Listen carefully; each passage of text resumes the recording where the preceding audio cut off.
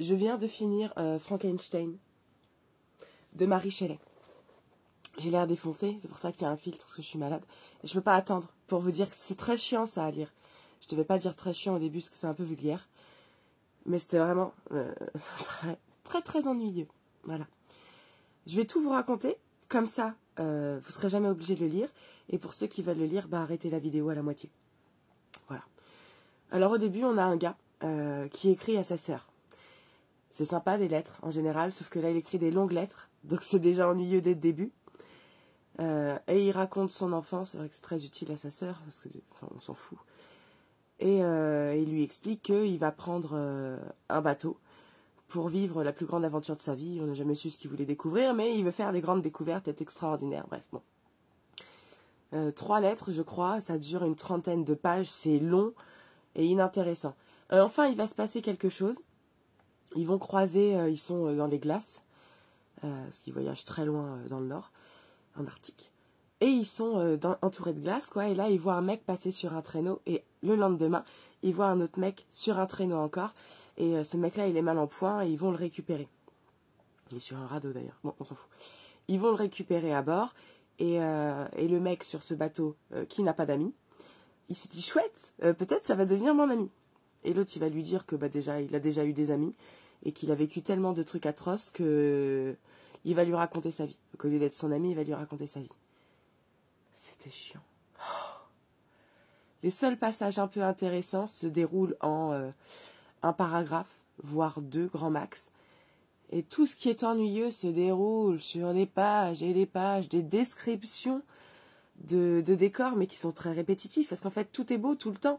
Donc, bah, tout le long du livre, qui fait 270 pages, alors il fait 300 pages, c'est pire. Le livre qui fait 300 pages, je pense qu'on peut en enlever 200 en fait, de descriptions inutiles, pour le peu d'action qu'il y a.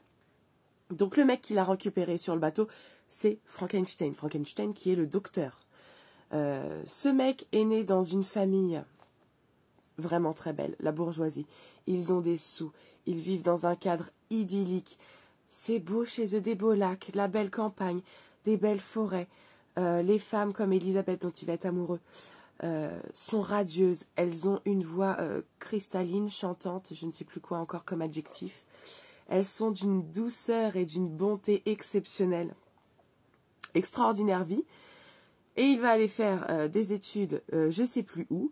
Et là, il va créer le monstre de Frankenstein. Voilà. Donc il crée sa créature. Et quand il la crée, elle est moche déjà. Mais vraiment, vraiment très, très, très moche. Et quand la créature, et c'est là qu'il faut peut-être arrêter si vous voulez lire un jour le livre. Et quand la créature arrive à la vie, alors on ne sait pas comment il a fait. Alors ça prend 3 lignes, normal. Il nous a fait chier pendant des mois à dire « je suis fatigué, je suis fatigué, je suis fatigué, mais je continue ». Et sur vraiment comment il a fait, ou 2-3 trucs de science, on ne sait pas. On s'en fout en fait. Hein. Puis la naissance de la créature, on s'en fout. Hein. Juste la créature, elle ouvre les yeux. Et là, Frankenstein, il voit qu'elle était hideuse avant, mais maintenant qu'elle prend vie, c'est pire que tout. Et il s'enfuit. Voilà. Il laisse la créature, là, comme ça, sur la table, et il se barre. Gros bâtard. Donc il s'enfuit, il va marcher sous la pluie, et là on a encore forcément de longues descriptions sur ses sentiments. Mais ses sentiments, c'est toujours les mêmes en fait. Hein. Il est toujours dans le malheur, ce mec, il nous saoule. Donc il est dans ses sentiments, mon Dieu, qu'ai-je créé, quelle horreur, qu'est-ce que je vais faire, bah rien mon gars, parce que tu t'es barré, donc déjà t'es déjà pas en train d'assumer. Et puis là il y a son pote, Clerval, je crois, très gentil, hein. De toute façon ils sont tous très gentils, qui arrive, oh mon ami, et lui, oh mon ami trop bien, et si on allait chez toi, ah ouais mais merde, chez moi il y a le truc, il arrive chez lui et le truc en question il est plus là, disparu. Et lui il est content, mais dans un état pitoyable, hein, parce que pour la créer c'est vrai qu'il a passé des mois sans manger, sans dormir quasiment, donc il nous fait une grosse poussée de fièvre, ça c'est pareil, la moitié du temps il est en mode fièvre, il est au lit, et son pote va s'occuper de lui.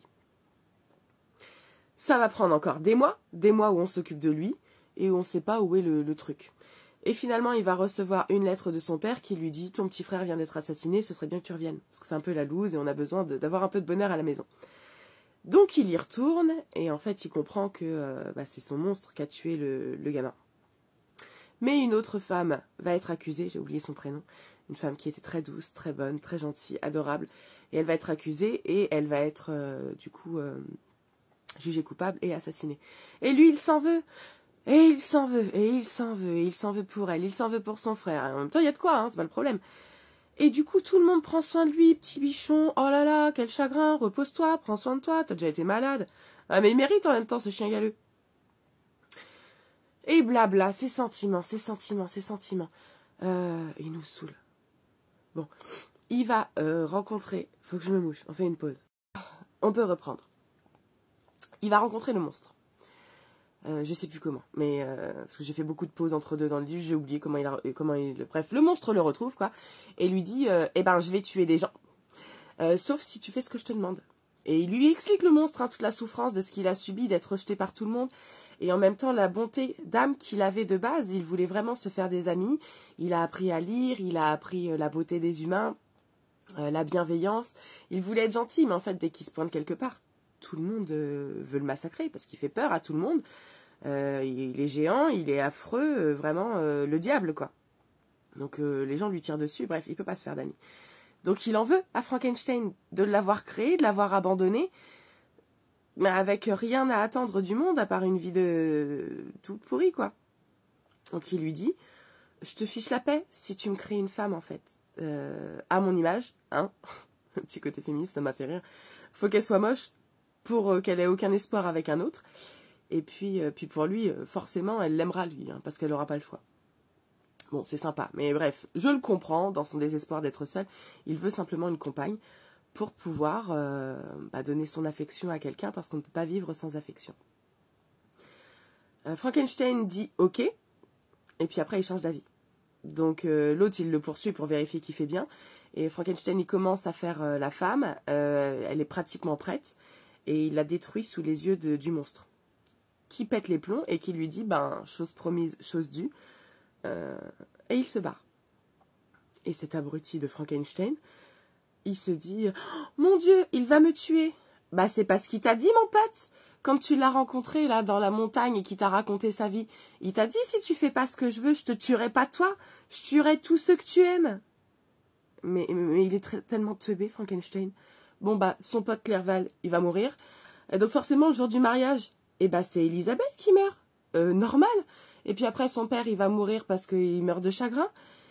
Et on revient sur le bateau. Et là, non mais, j'aime pas Frankenstein. Hein.